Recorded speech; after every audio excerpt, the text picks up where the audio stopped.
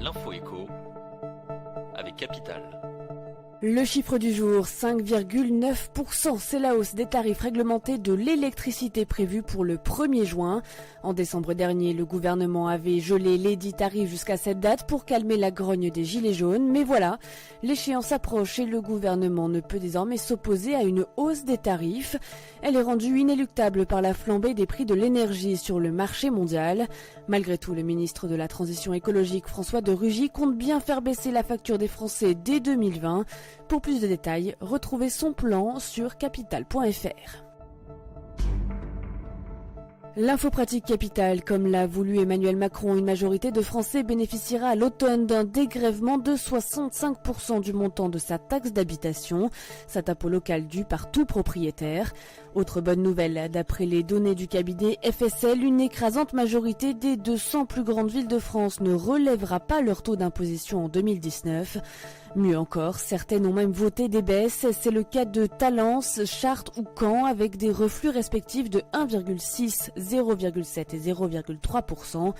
Dans ces communes, la plupart des contribuables verront donc leur note diminuer d'un peu plus de 65%. Rendez-vous sur capital.fr pour découvrir le taux d'imposition voté dans votre ville.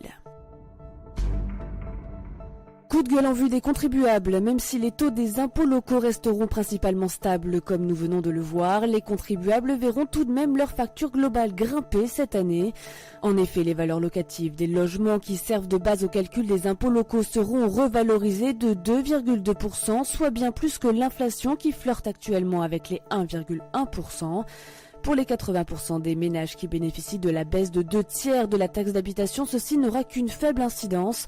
En revanche, les 20% restants et les propriétaires soumis à la taxe foncière constateront directement cette augmentation sur les feuilles d'impôt dès l'automne prochain. Et on termine avec la NASA qui vous propose de participer à la prochaine expédition sur Mars. Pour faire partie de ces voyageurs spatiaux réguliers, il vous suffit de remplir un formulaire sur le site de l'agence en donnant vos noms, prénoms, pays et adresse mail. Vous avez jusqu'au 30 septembre pour participer. Une fois toutes les identités récoltées, la NASA gravera les noms, prénoms des participants sur une puce embarquée dans le robot Rover. Il doit décoller en juillet 2020 pour se poser sur la planète rouge en février 2021.